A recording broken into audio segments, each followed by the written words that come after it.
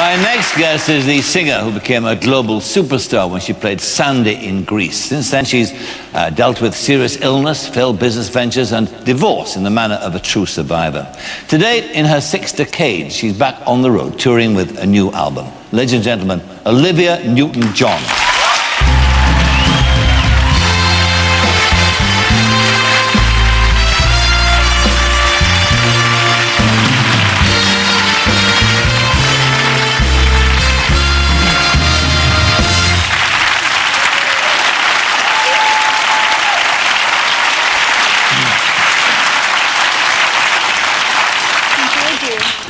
It was great. You look amazing.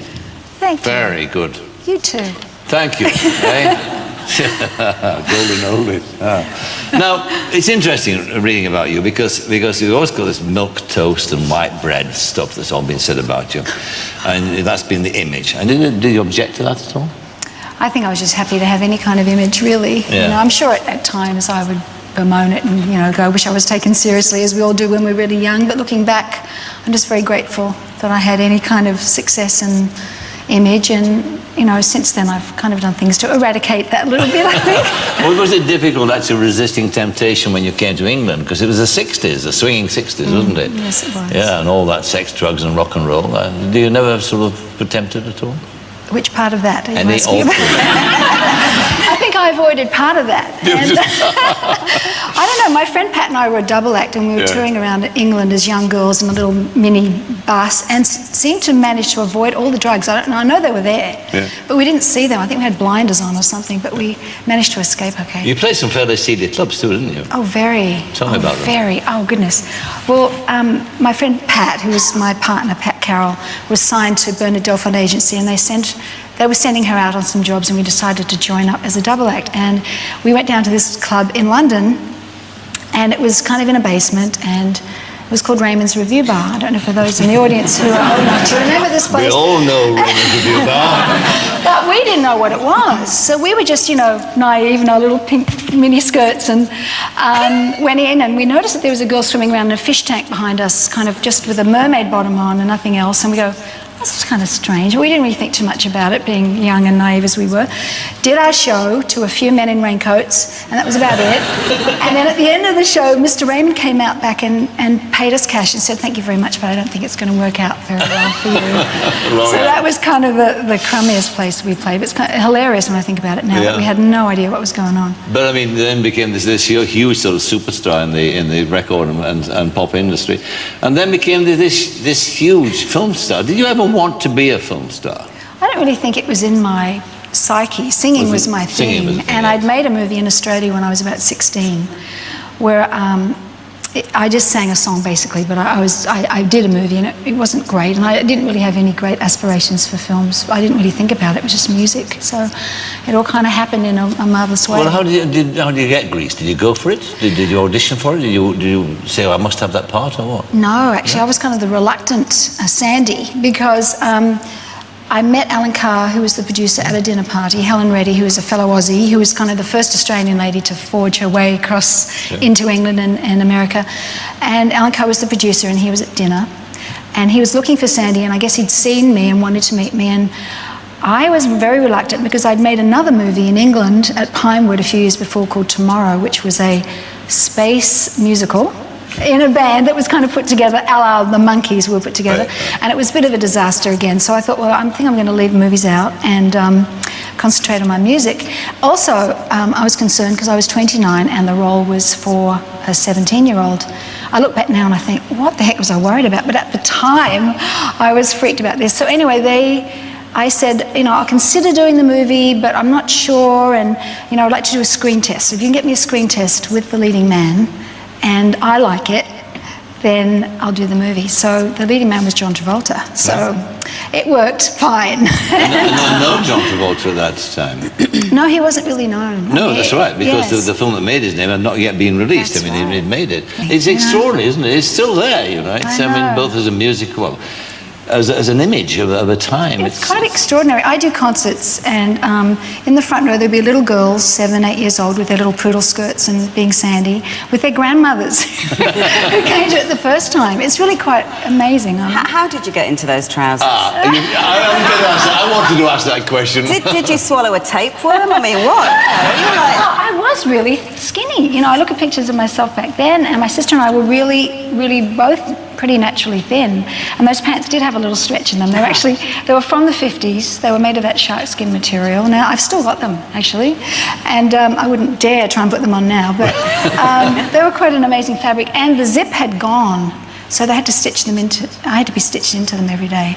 So I didn't drink anything from morning till evening, just about. And then, of course, you had this other extraordinary episode in your life when, was it the early 90s, when you had the diagnosis with cancer, with breast cancer. Your father died, your marriage broke up, you had your Koala Blue business venture went bankrupt. I mean, what else could happen to you? Seems to happen that way, doesn't it? Things happen in 3 years. I don't know, does it? I mean, you're still here, you know. Yes, I'm still here. Yeah. Absolutely. Tell me about when you were diagnosed as cancer, first of all. I mean, what was your feeling at that time? Was it shock, horror? Obviously fear, which is the first feeling. Fear, denial, shock, all those things you go through. And especially the first few days before you really know, has it spread anywhere else? Or, you know, what is your diagnosis going to be? And then, you know, determination that I would survive this and get through it. But, you know, I had to go through surgery and chemotherapy first. But I had a young daughter, and that was really my main focus was, you know, I need to be here for her, and didn't actually tell her about it because my best friend had lost her daughter the year before to cancer, and that little girl was Chloe's best friend. So to her, cancer meant you were going to die. So we made the decision not to tell her about it. So that was difficult, but, you know, the right choice for the time. How much do you think is the recovery not due to, but helped by the mental attitude, by the business about, you know, this is not going to get me? Women who feel very alone at this time very often, and it's wonderful if you can get together with a peer group of other women who have gone through it. Like my doctor, my oncologist put me in touch with another woman who'd had the same treatment so that I could talk with her about what to expect. And what did she say to you? She said it's not as bad as you imagine it's going to be, and she was already 6 months on the other side of it. She'd finished her course, and just knowing that was helpful, that she'd survived it and got through. Because I had this fear, and I know other women have gone through this. At the time I was too embarrassed to tell anybody, but I had the fear that they would put the needle in and I would die. I would be allergic to the chemotherapy, and that was a huge fear, you know. So to get through even the first one, I was like, yes, I got through the first one. And my friend Nancy, who had lost her daughter, who was incredible support to me at the time, took me to the movie. She said, we're going to do normal things, and we're just going to go do normal stuff. And we went to a movie right away afterwards and went shopping, you know, girly stuff. And it was, you know, but like everything in life, all the difficult things you go through, they just make you stronger in the long run if you're lucky enough to survive them. So. But at the same time, I mean, I did the catalogue there of the some things that befell you at the same time. I mean, the divorce happened as well, didn't it? Yes. I mean, and you come from divorced parents, and so you'd been, I suppose, aware of what could happen, so therefore being cautious about committing yourself and hoping that this was forever. I waited to the last minute and still messed up.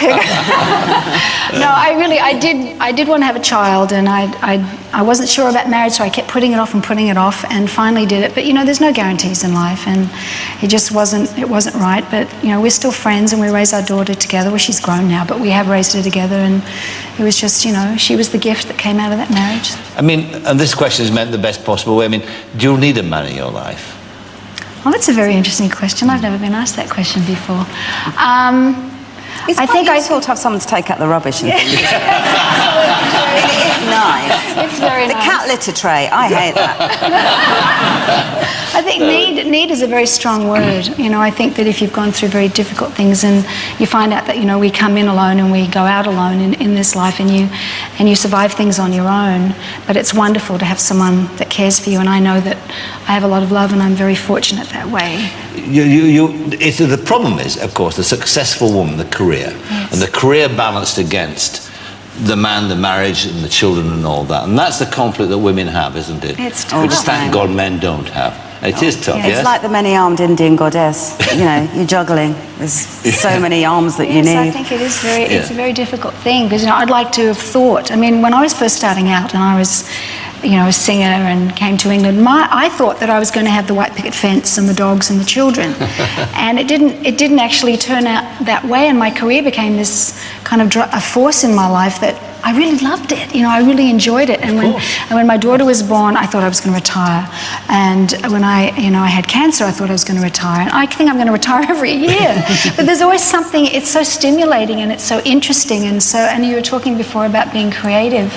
The creative force is a very strong force. It's hard to stop. Yeah. You know, eventually there'll be a time where I just can't do it. You know, but right now, I love it. It's fantastic, and I get to meet wonderful people and travel, and you know, it's a powerful drug. But also, a truly strong man is never threatened by your success. True. A truly strong man will really love you Support you. for what you're doing, actually. That's true.